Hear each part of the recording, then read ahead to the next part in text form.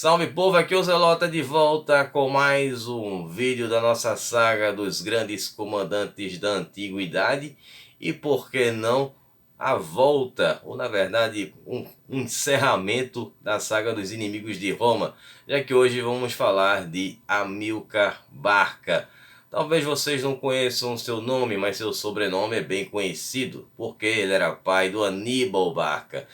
O Hamilcar, que foi o comandante do exército de Cartago, nas frotas de Cartago na Primeira Guerra Púnica, e esteve envolvido em outras duas campanhas muito importantes para Cartago.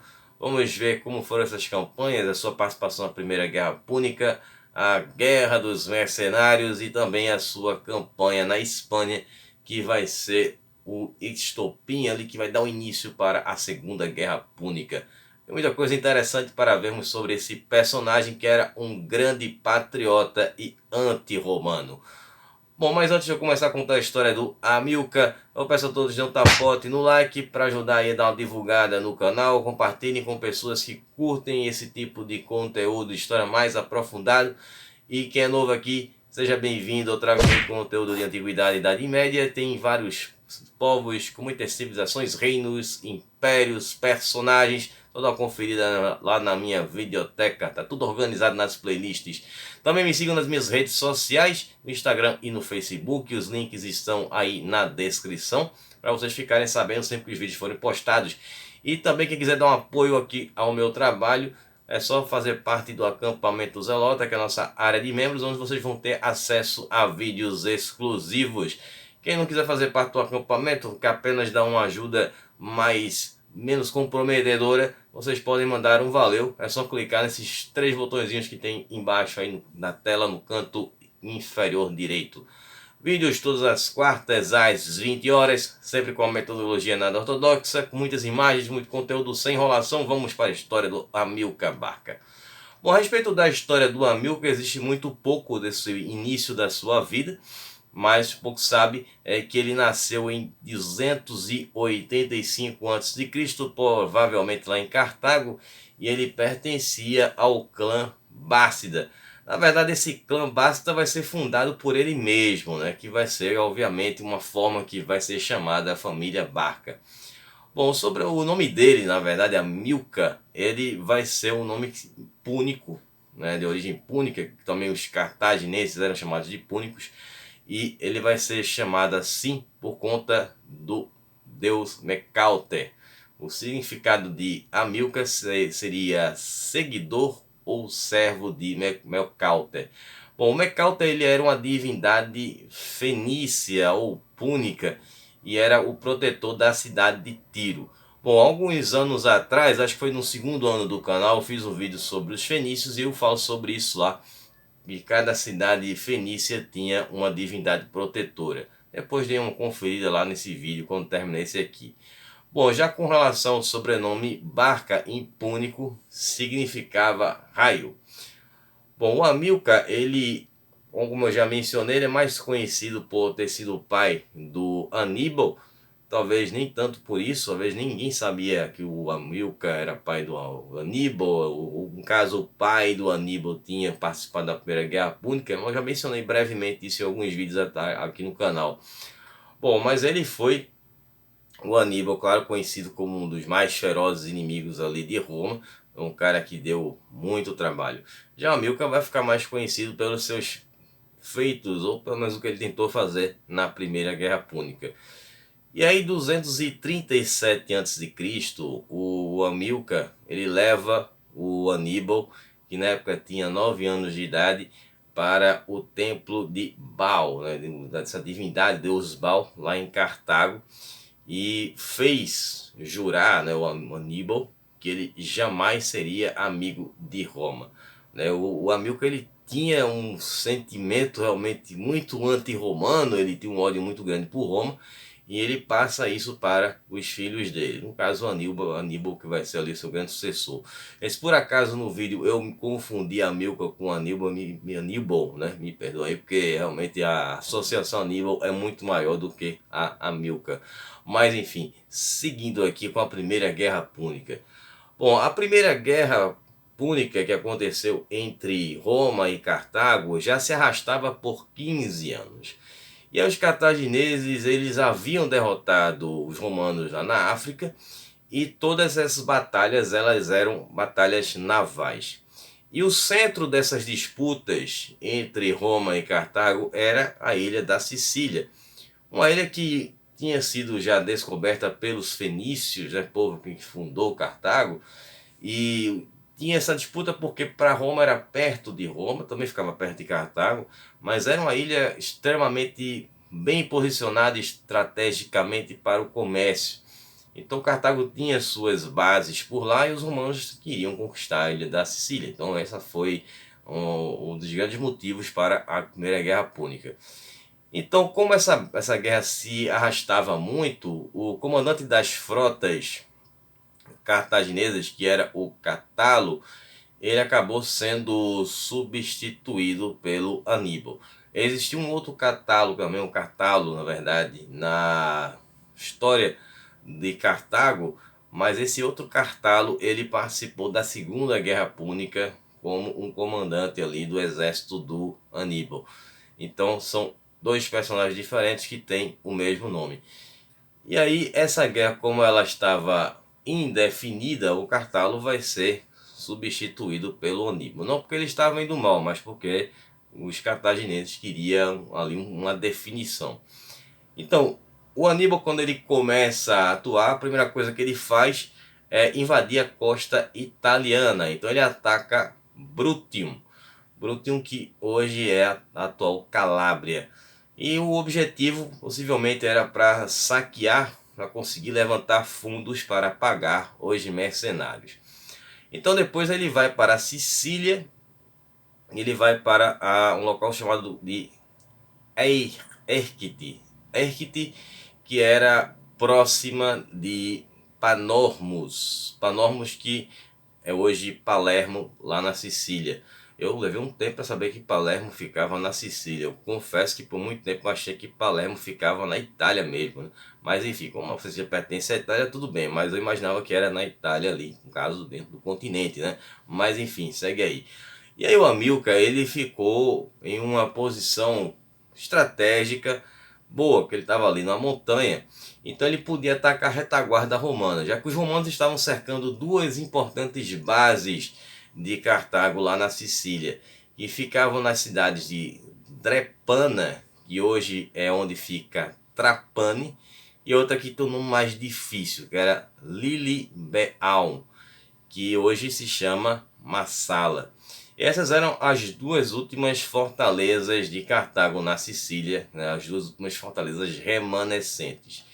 Então o Hamilcar, ele vai fazer esse ataque contra os romanos, mas ele acaba sendo bloqueado pelos romanos. Mas ele acaba conseguindo escapar dos romanos utilizando as suas táticas de guerrilha. Até que o forte dele não era batalhas terrestres, mas marítimas. Então Cartago não tinha recursos para montar um exército forte e bater de frente, né, fazer um ataque direto aos romanos. Então o que Hamilcar fez foi capturar a cidade de Eryx, que hoje se chama Eurice. E lá ele vai formar uma nova base para Cartago, já que eles tinham perdido aquelas duas bases para os romanos, então ele faz uma nova base.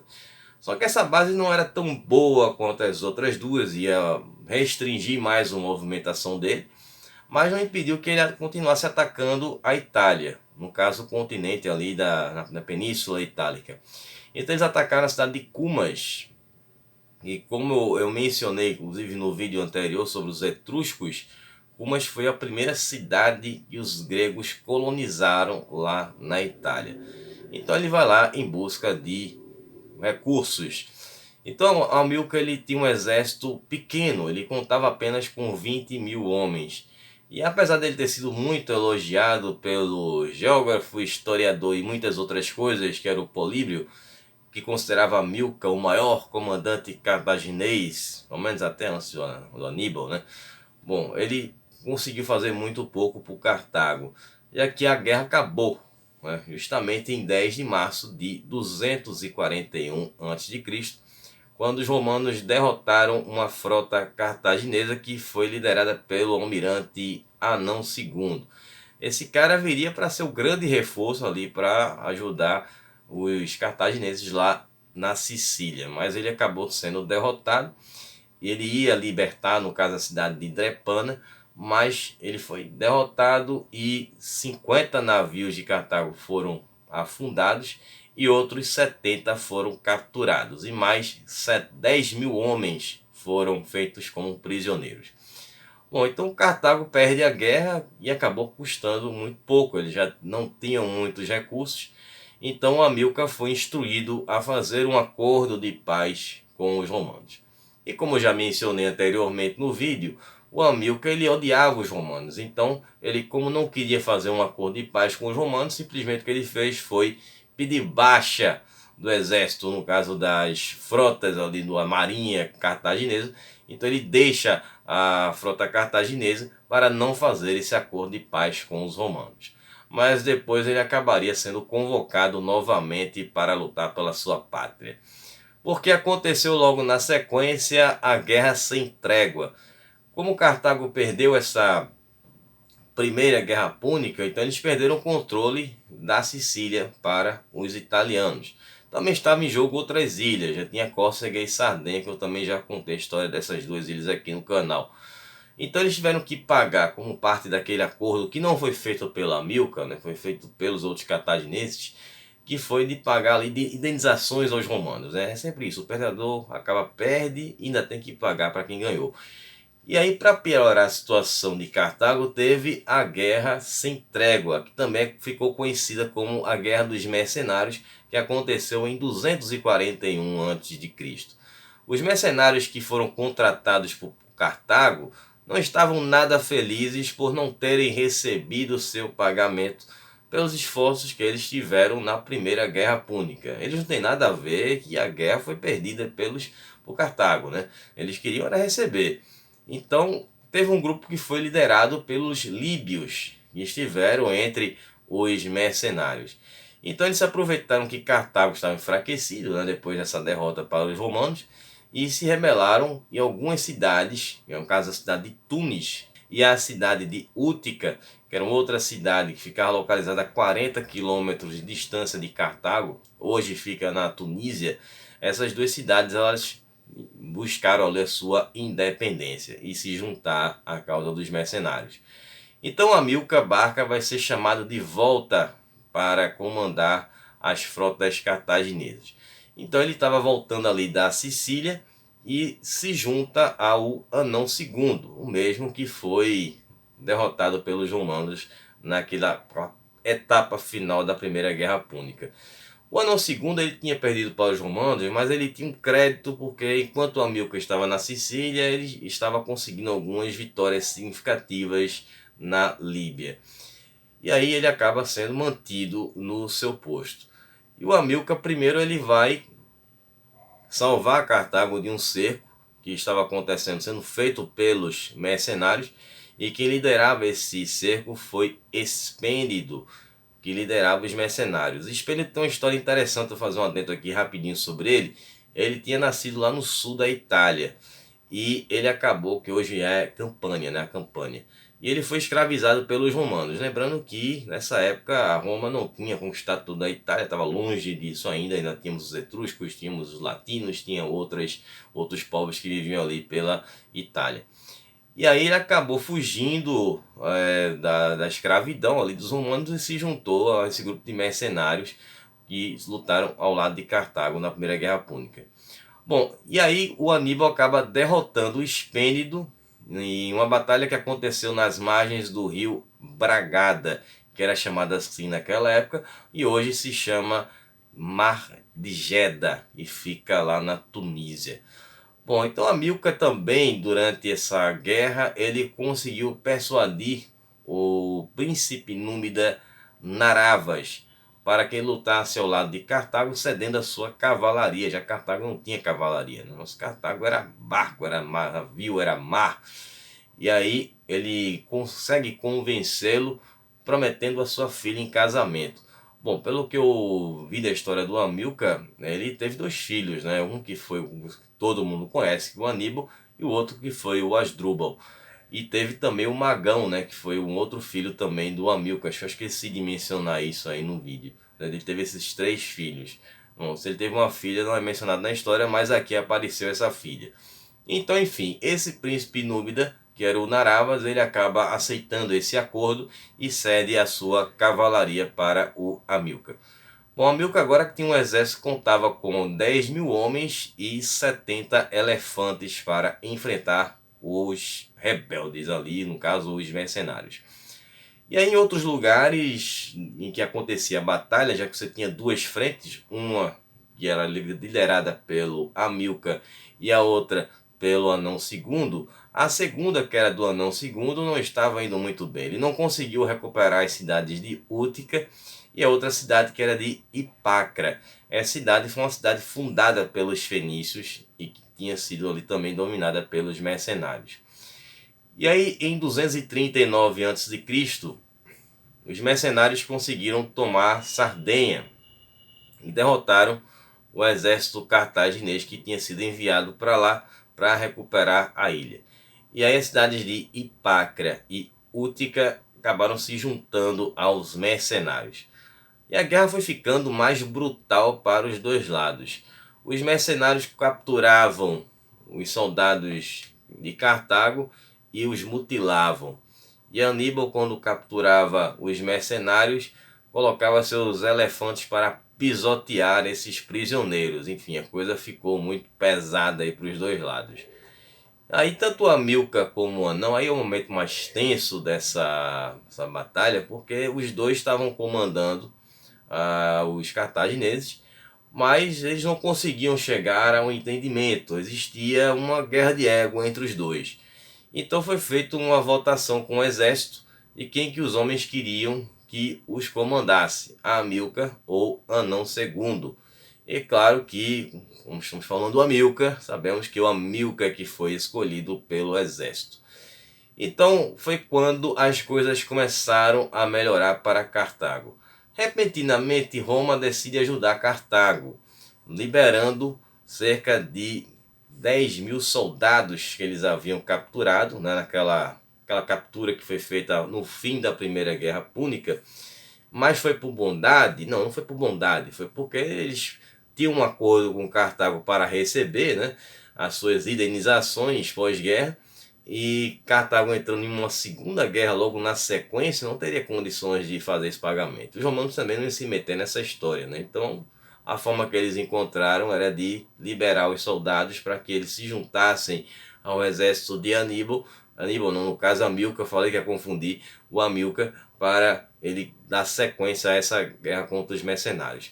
E um outro cara que também vai ajudar Cartago era o Hiero. O Hiero era um tirano lá de Siracusa, lá na Sicília, e ele vai ajudar Cartago, mas com uma outra visão também, com outro objetivo, que era o seguinte: Cartago era a única civilização que tinha um potencial bélico de enfrentar os romanos. E se os romanos conseguissem dominar tudo, né, no caso Cartago fosse derrotado por esses mercenários, Roma iria dominar o Mediterrâneo. Então ele acaba dando também um apoio para Cartago. Aí o Hamilcar ele conseguiu acabar com um segundo cerco que aconteceu em Cartago, dessa vez liderado pelo outro mercenário líbio que era o Matão. E aí vamos ter mais uma etapa dessa guerra. Depois de conseguir acabar com esse segundo cerco em Cartago, derrotando o Matão a princípio, o Hamilcar ele vai começar a invadir o território dos mercenários. Então ele vai entrando mais no interior da África e vai empurrando esses mercenários mais para dentro. Então ele consegue encurralá-los em Prion, né? Prion, que é um cume de vários cumes de montanhas que fica lá na Líbia. E aí o exército inimigo ficou ali faminto, sem suprimentos, então eles resolveram se render. Só que Hamilcar não teve piedade dos seus inimigos e mandou que todos fossem massacrados, né? Executou todo mundo. exceto os comandantes. Esses comandantes eles foram crucificados lá na cidade de Tunis, que era a cidade principal e a base para os rebeldes, e esses homens comandantes, no caso, foram crucificados na frente do exército lá do Matão. O Matão conseguiu também derrotar um exército cartaginês, uma parte ali do exército cartaginês, e retribuiu ali o seu ato brutal de tratamento com o comandante cartaginês também o crucificando. Só que o Matão não conseguiu resistir a esse exército combinado do Amílcar e do Anão II, e ele foi derrotado. E com a queda do último líder rebelde em 237 a.C., as cidades de Hipácria e Útica voltaram para o lado cartaginês, assim como também a Líbia passou a fazer parte do território de Cartago. E aí a dinastia Bársida vai começar a dominar a política de Cartago por um período de 35 anos. E Cartago agora começava a pensar maior, a ter uma visão de agora, quem sabe, dar início a um império. E aí foi que tivemos a participação de Amílcar agora lá na Espanha. Bom, Cartago estava novamente em ascensão e aí buscava fundar o seu novo império, o seu próprio império ali no Mediterrâneo. Então, depois daquela primeira guerra púnica e perdeu pontos importantes estratégicos na Sicília, na Córcega, na Sardenha, então eles precisavam encontrar ali uma nova fonte de renda para recrutar soldados, né, financiar ali seu novo exército. Então essa nova fonte foi justamente lá na Espanha, já que existiam algumas colônias fenícias que acabaram sendo herdadas pelos cartagineses, e lá já tinha provado ser fontes ali riquíssimas de prata, né, que seria utilizada para pagar a esses soldados. Então Amílcar foi enviado para a Espanha em 237 a.C. e lá ele se estabeleceu em Gades, que hoje é onde fica Cádiz, lá na Espanha. Então lá ele fundou a cidade de Acraleuce, né, que é uma cidade originalmente púnica. E lá ele vai juntar o seu exército original, mais 25 homens que faziam parte ali da população local, que eram recrutas nativos. Então ele vai subir os seus números, seu exército vai passar agora a contar com 50 mil homens. E mais aquela cavalaria númida, né, do Naravas, e também ele leva 100 elefantes. Então ele lá vai tocar o terror na Espanha. Então ele vai usar essa força, né, bélica e também um pouco de diplomacia e vai começar a estender os domínios de Cartago na Espanha até o sul da Espanha. Então esses lucros começam a crescer e todos esses lucros que Amílcar vai conseguir lá na Espanha, ele vai mandar para Cartago. E aí vamos ter essa grande mudança do Amílcar, que ele vai deixar de ser um comandante de frotas, né, deixar de ser um cara das batalhas navais, para começar a fazer seus combates terrestres, né, como comandante de exército. E vai ser uma mudança que vai se tornar ali muito positiva para Cartago, e vamos ter aí grandes recompensas com essas pratas e tudo mais que ele vai conseguir na Espanha.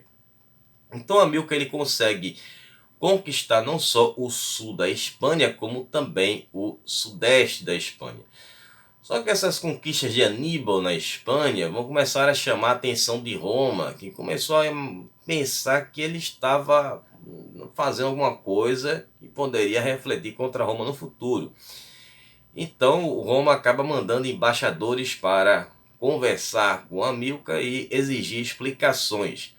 Por que ele estava atacando a Espanha e levando ali seu exército, juntando prata e tal. Então Amílcar ele deu aquela enrolada nos romanos e disse que ele estava juntando ali uma quantia em prata para que ele pagasse aquelas indenizações aos romanos, que seria melhor fazer um pagamento em dinheiro do que em homens, do que ceder soldados para os romanos. E aí os romanos engoliram essa daí, né? E ficou por isso mesmo. E aí o Amílcar ele continua sua expansão, conquistando mais territórios na Espanha e acumulando mais riqueza. Até que teve um cerco em uma cidade lá na Espanha, e esse cerco acabou não dando muito certo, porque os aliados que estavam lutando ao lado do Amílcar, né, que eram os nativos, acabaram se voltando contra ele. Então ele teve que fugir, né, de um ataque, e durante essa fuga ele acabou se afogando em um rio durante o inverno em 229 ou 228 a.C., e por isso ele acabou partindo para o mundo além vida. O Amílcar foi sucedido pelo Asdrubal o Belo. Bom, esse Asdrubal não era o Asdrubal filho do Amílcar, esse Asdrubal era um genro do Amílcar. E aí ele assume temporariamente o comando do exército cartaginense, até que ele é substituído agora finalmente pelo Aníbal em 221 a.C. E aí o Aníbal é que vai dar início a essa segunda guerra púnica, já que ele herdou do pai dele não apenas o exército, mas também o seu sentimento anti-romano. E aí ele parte com o exército, com os elefantes e tudo mais, para os Alpes em direção à Itália, cumprindo a promessa que ele fez ao pai dele de jamais ser um amigo de Roma. E aí vamos ter o início da Segunda Guerra Púnica. E eu falo sobre também o Aníbal, vou deixar o card aqui em cima, né, que depois quiser conferir a história do Aníbal. Bom, espero que vocês tenham gostado, que vocês tenham entendido a história desse interessantíssimo personagem. E na próxima semana vamos voltar aí com alguma civilização. Já tem algumas coisas separadas aí, algumas enquetes para vocês. Na sexta-feira vou estar colocando aí para vocês votarem, beleza? Bom, então vou ficar por aqui. Um abraço do Zelota. Até a próxima. Falou, pessoal.